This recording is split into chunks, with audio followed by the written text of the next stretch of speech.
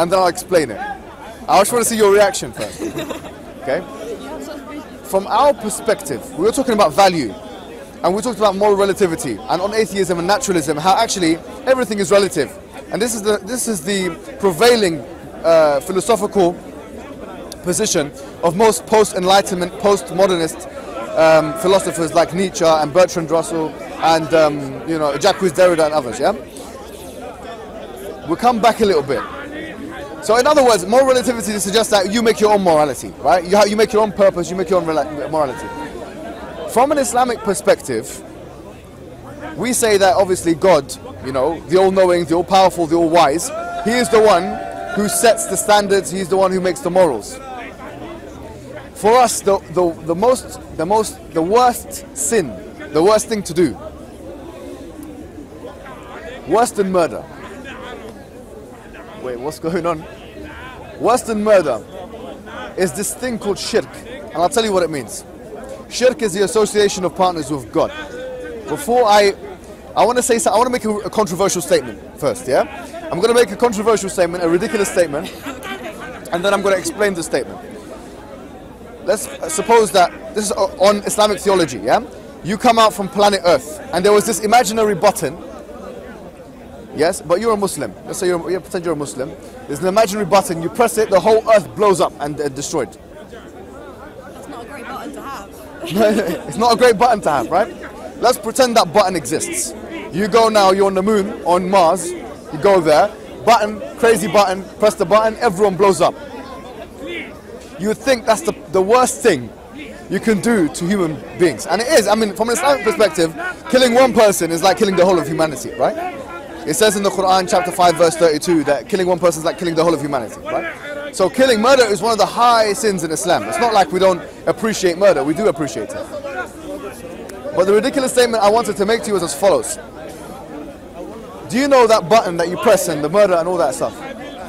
If someone had pressed that button and killed everyone, and he was a Muslim, it's less severe than doing this thing called shirk. It's less severe. It's very severe. Very, very severe, no doubt. But it's less severe than doing this thing called shirk. What is shirk then? The question. I mean, what is shirk? What is this thing that you're talking? You press that button. What is it? Okay, I'll tell you. Shirk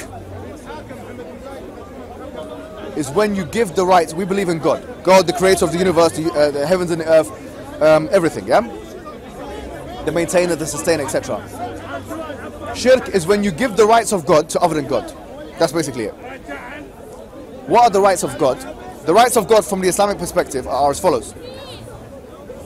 First and foremost, the attributes of God, as we know, He's all-powerful, all-strong, all-knowing, etc. How can He be all those things? That's what I want my question about God to be. I'll come to that. I'll come to that. Can we put that into a footnote? Yeah. Yeah, all right. How is a good question. I'll put that into a footnote. Please remind me of it. But let's presuppose He is all these things. He's all-knowing, all-powerful, all everything. Yeah, all-powerful, all loving, all merciful, most merciful, etc. Yeah, not all everything. That's a bit of an exaggeration. All of those things that I just said. Most merciful, most all-powerful, most wise, etc. Yeah. Now, yeah, omnipotent is all-powerful, really. Yeah, omnipotent means all-powerful. Okay, omnibenevolent, whatever. Okay. The question would be this, and I want you to remember that question I asked you before. What makes the difference between a tree and a human being? So why is it that if I cut down a tree now, most of humanity would say that that's less of a crime than cutting a human being into two?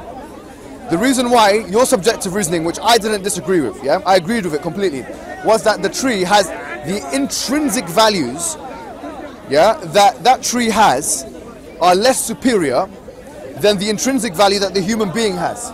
The human being has a higher level of attributes, or the characteristics of the human being are superior to the tree. Therefore, the human being is being assigned more value by other human beings, and is therefore more important than the tree. Okay? We say the following. What of an entity that has a value that cannot have a value higher than it? Let me say that one more time. What of an entity that has a value that basically, I'm not going to use the word unlimited or infinite, but there cannot be a higher value than it. Yeah? I say the only possible relationship, and this is the Islamic thesis, the only possible relationship you can have with that particular entity is one of ultimate obedience, ultimate love, and ultimate fear. Let me say that one more time. No one can beat the end. No one's more powerful than the entity. Nothing is exactly. Disagree with it because it's the most powerful thing. Exactly. But not only power, we said knowledge and wisdom. So in all of your attributes that you have, as I'm sure you are, and you as well, very intelligent people, right? Very clever people, etc. All of those entities, all those characteristics that you have, now basically imagine that those characteristics were that you cannot get higher than them. Basically that you are the most powerful. There's no one can touch you, no one can beat you, no one knows more than you. You know, if we bring all of human beings, not forget about the speaker's story, I'm going to knock you out here. All of human beings, forget about Speaker's Corner, all of the human beings in the whole world, we put them together and we have some kind of apparatus, we have some kind of mechanism, we have some kind of way of putting all those human beings' intelligence together and aggregating all of that intelligence into one sum, yeah? All of those human beings would be closer to knowing nothing than they would be to knowing everything. Can you imagine the level of ignorance we have? Can you imagine the level of ignorance we have? We are ignorant. There's too much going on in the universe. There are literally 2/3 of the undersea that we have not even explored yet. And this is planet Earth. Imagine the universe, right? That's human being. Now imagine an entity that has all knowledge. He can hear all. He's all-seeing. That is an entity we're saying is untouchable in that sense, in that figurative sense, of course, yeah? Now, what we're saying is that the only possible relationship you can have with such an entity is one whereby you're submissive to that entity. You cannot have another. That is the most appropriate, in terms of appropriacy, that is the most appropriate relationship you can have with that entity. In the same way as you would find killing that child an egregious transgression of the human rights of that child.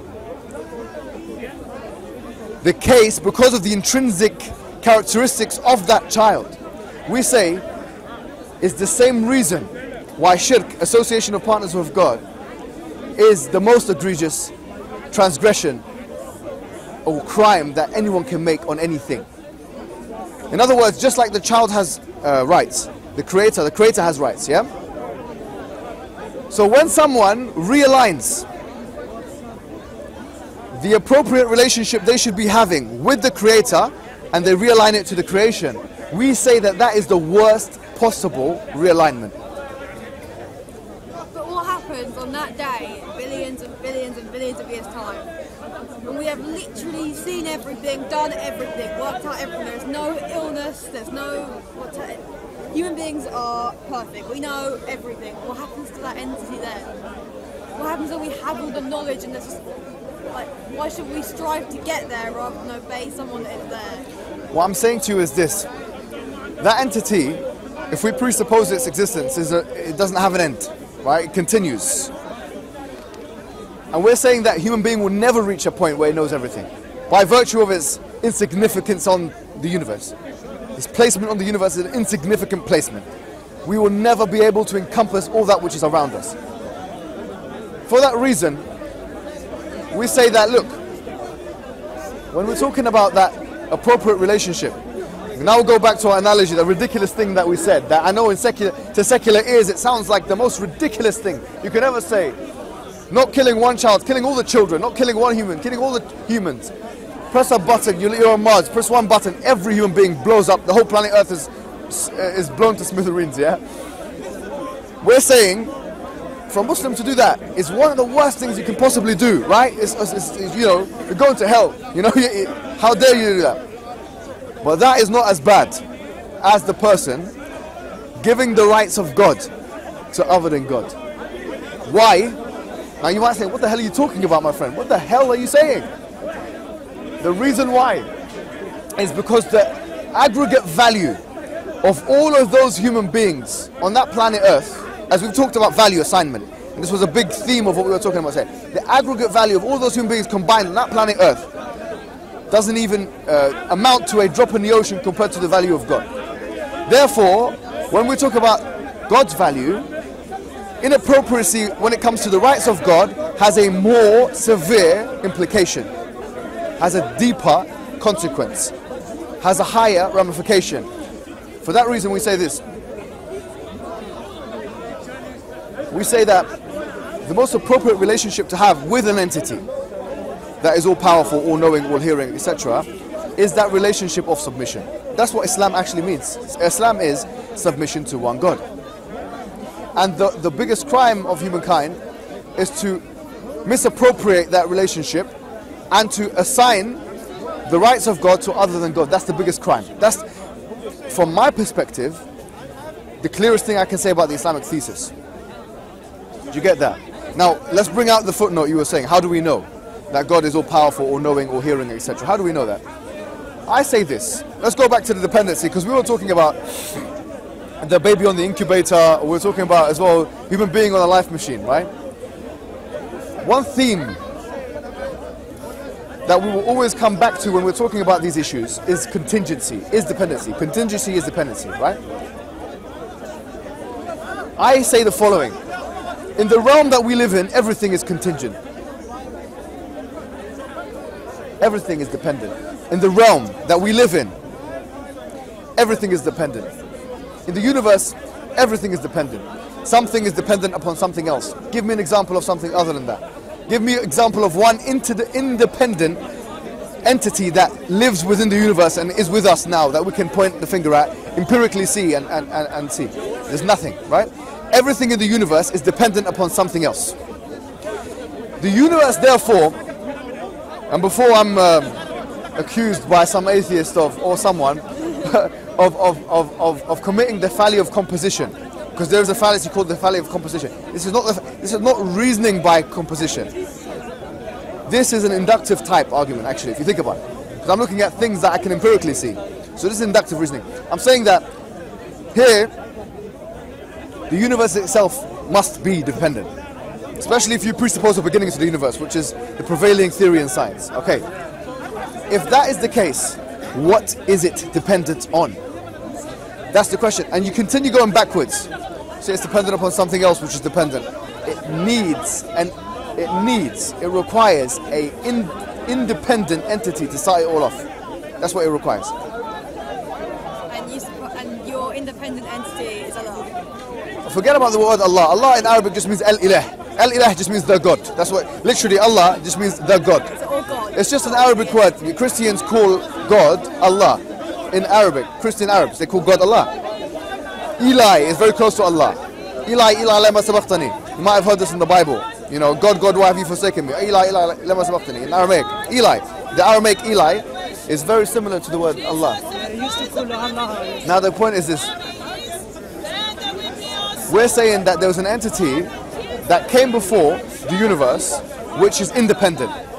We ask ourselves, what other attributes must this entity have had in order to bring rise to the universe, to cause the universe?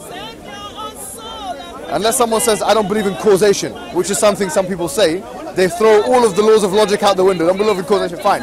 Even if you don't believe in causation, what must this entity have had in order to allow for another entity, which that entity is dependent upon this entity, to exist? They must have had knowledge, no? When you look at the fine-tuning of the universe, and you look at all of the constants being completely finely tuned, all of these things must require knowledge. It must have had power, no? It must have had power, because if it didn't have power, it couldn't be interdependent. It couldn't be independent, sorry. It must have had a seeing ability and a hearing ability, no? Because how could it visualize, how could it sketch the plan, as it were, and bring it to existence? So the things that we were talking about, the attributes of God, are actually logically reasoned. They're not illogical. They're logically reasoned. Let me tell you something. Let me tell you something. Let me ask you something. Imagine now we're walking in Speaker's Corner. I'm being 100% serious. I'm being 100% serious. We're walking in the speaker's corner and we see a ball. Wait a minute, what do we see? We see a ball, a large ball hovering. Okay, hovering in the middle here of the speaker's corner. Middle, a ball, hovering ball. I say, where did that ball come from? What are you going to say? No idea. No idea is fine, it's good. Fair enough. But are you going to say, you know, that ball came from nothing? Would you say that? That ball came from nothing. You never say that.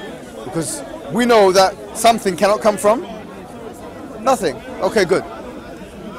Are we going to say that there were an infinite amount of balls and this is just one of them? Does that sound like a reasonable conclusion? There was an infinite amount of balls and this is just one of them. Maybe you say no. You know? If I said, listen, the ball created itself. You're going to say it's not possible because you can't exist and not exist at the same time. So you'd say about the ball that the ball had a creator of some sorts. An intelligent creator of some sorts. Does that sound like the most reasonable conclusion? It does, doesn't it? Let me tell you something today. That ball is the universe. The universe that we live in is literally an expanding ball in space. Can you imagine? The universe we live in now is an expanding ball in space. The same options apply. The same exact options apply. So we say the ball of the universe which is expanding must have had a creator. Must have had an intelligent force behind it. We call that intelligent force Allah. We do, yeah? We don't say it's three in one entity. We call it just as one entity that created that ball. Does that make sense? Okay. Now the creator of that ball assigned purpose for everything inside of that ball, alright? And human beings which he also created. He assigned purpose and gave them value. And he also gave the human being an ability to recognize the ball. To recognize him, sorry, not the ball. Yeah, an ability to recognize him. Then he reminded the human being. He reminded the human being using human beings, other human beings. Sending a medium, which we call an angel. Wait a minute, isn't this fairy tales? Isn't this mythology? You're talking about angels now, my friend. No, hold on. Yes, it's a metaphysical reality. An angel is a metaphysical reality. Yeah? We believe it's a metaphysical construct, religious construct, which we can't see or touch or hear. But just because you can't see something, secular ears, once again, when you hear the words angels, I know how it feels, yeah? When you hear the word angels or devils, I don't believe in that. Angels, no, man. We've already dispelled all of those kind of things in the Enlightenment period. Don't bring me back to these angels and devils. No, hold on. I know you've heard this before. Can we see call them what you call them. They're angels, yeah? These angels, these mediums, communicated with selected human beings aforetime. We believe that connected with many human beings, all of which told the people the same message, which was to basically submit to the intelligence behind the creating of the ball. For the reason we talked about before. It's the most appropriate relationship you can have with that creator is to submit to them, that creator. That's the only relationship. And only then will you find peace and tranquility. Yeah? You will not find peace and tranquility doing your own thing or trying to find your own purpose. That is the message of the prophets, all of them. So we believe in Jesus, we believe in Abraham, we believe in Moses. The final prophet we believe is Muhammad, yeah, who came to the Arabs, but also to all of human beings. Yeah. Now, does that make sense? Okay, so that's what we believe in. That's why we're Muslim. Yeah. But it's not just that. It's not just the fact that we believe in that. We believe in that. All of the prophets that came to their respective peoples came with two things. A message, which was the same message I just told you now, and some kind of evidence base. And the evidence base is different depending on the prophet and depending on the customs of the people. So for example, Moses, he split the sea. We believe in this. Yeah, we believe that Moses split the sea. Jesus cured the dead, rose the dead with God's permission. He cured the blind with God's permission. We believe in those things. We don't disbelieve in those things. We don't believe that he was God or the Son of God. We don't believe that. Yeah, but we believe that he was the Messiah and that. Atheist. Agnostic, definitely agnostic. The question of evidence is an interesting question. Yeah. The evidences that Islam has, I'm going to try and summarize it in a quick form. First and foremost, that is the Quran itself is a preserved scripture, and it claims to be. And that's something exclusive and specific to Islam over and above all the other religions. All of the other religions, especially Abrahamic religions, yeah, ancient religions don't have preserved scriptures. What you would expect for a religion that's meant to be continued until the end of times for it to have a preserved scripture. Number two is that the challenge, or what is referred to as the inimitability challenge. The fact that the Quranic discourse cannot be imitated. That's another challenge in the Quran. Because the language is the syntax of the language and the lexicons of the language are placed together in such a phraseological way as cannot be imitated by those people that know the language, basically, in Arabic. And that was recognized by the experts of those people. That's two. Number three, also there's no contradiction in the Quran. And number four, as we said before, things like predictions of the future. So for example, chapter 30 of the Quran, verses 1 to 6, you'll find that the Quran makes very specific predictions about the future, what's going to happen in the future. With the Roman and the Persian Empire, that the Romans will defeat the Persians in 3 to 9 years, and it will happen in this place, and all these things are mentioned. That Islam will spread to this country, to Egypt, to Yemen, it will even go to Pakistan, to Sindh, Al-Hind, India, all of these places. So it's referring to the predictions of what's going to happen in the future. And a lot of those predictions are very, very specific, country specific, time specific. The Romans means the Byzantines. Yeah, so the Roman Empire, the Byzantine, all these things, very time specific. So these act as a probabilistic way of checking the veracity of the Islamic message. Because actually, you can put this into a mathematical calculator. From a probabilistic perspective, probability theory has like 2 or 3 ways of calculating. There's classical probability theory, this and that. There's more than 2 or 3. I can't remember them now. Yes. But you can actually put this into a probability machine, and you come to the conclusion that actually the probability of someone predicting all of those things as being the truth comes to less than 1%, which gives one a strong grounding from an evidence-based perspective that the Quran is in fact extraordinary, to say the least. Yeah, that the claims mentioned in the Quran and the Sunnah are extraordinary. Now, I'm not gonna. If you do want to become a Muslim, you can. It's what you'd be doing generally, or simply speaking, is just coming into the faith of Islam. You'd be submitting your will to God. You'd be looking at the Quran and all these things, and then you could decide slowly to start doing the things that now have to be done, like 5 prayers a day and these things. And all those things are injunctions placed by the Creator to the human beings. Does that make sense? All right. So are you ready to? All that actually. Let me tell you how this works. All that would happen is that you would say 2 phrases in Arabic and in English, yeah? After you've said those phrases, you're initiated, now you're a Muslim, basically. You believe that there's a higher a power that needs to be worshipped or submitted to. That's what you believe. Rather than believing in nothing, or rather than believing in an atheistic belief, which is that the universe created itself, or that we came from nothing, or something like that. You'd say, no, in fact, what I've come to believe is that there was a creation, there was a creator, yeah, and that creator is continually maintaining us, and that he's assigned a fixed purpose for us. That's the difference now. Does that make sense? Yeah. Now, good. What are your thoughts? I think it's all very, very, very intelligent, and I like it. I think it's something I think I would follow.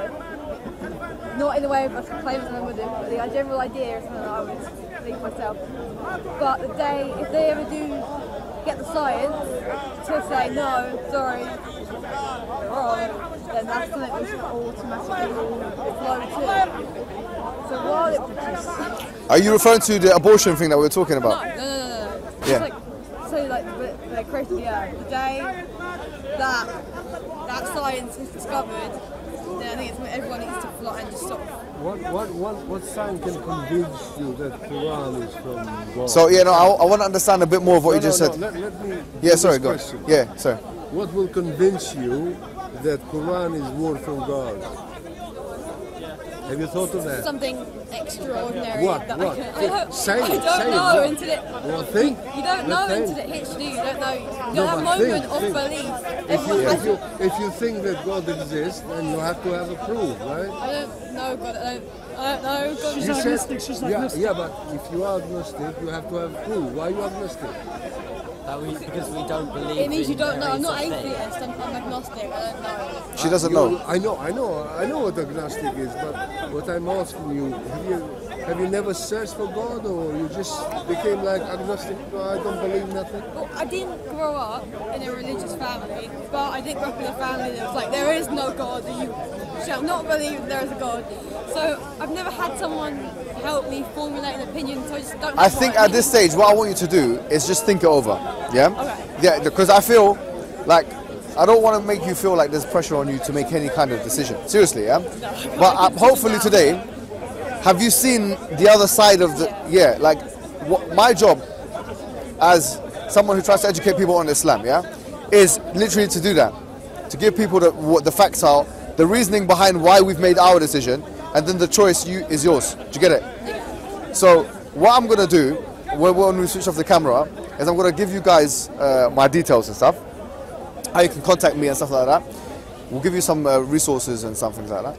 And if you have any questions based on the reading that you do, then you can come and ask me. Okay. Yeah? It's early days, I understand this. Look, not everyone has the same upbringing as me and you. Where are you from? Turkey? Kosovo? Pristina? Yeah, man, that's very nice. But even in Kosovo now, we have to do dawah there, you know? Is the argument convincing to you? Yes. It was. Yeah. Has it cleared any misconceptions that you may have had about Islam in the first place? Because a lot of people are not actually aware about Islam. They know about the religion, but only take on board what's really said to them from what they, when they hear things in the media, terrorism, the mistreatment of maybe women in Islam, and they have a very sort of a very narrow view of Islam. For us, our only real experience, I think that our experience at school, and it's not exactly the best thing of educating in religion itself, let alone Islam, which is the majority religion in the country. So it's not something that you kind of get taken into well, it's not at all. No, fair enough. Look, once again, I'm going to give you guys my details that you can, like my email address, stuff like that. Then you can do your own reading and come back to me and ask me any question. Yeah? Thank you. Okay. All right, thank you very much, yeah? Thank you. See you later. How's it going? How you doing? You came at the end there. It's your camera. It's not mine. It's, can you get that guy, Naveed? It's here. Naveed? Yeah. Can you tell him to... Yeah, no worries. Jazakallah khair. Hi.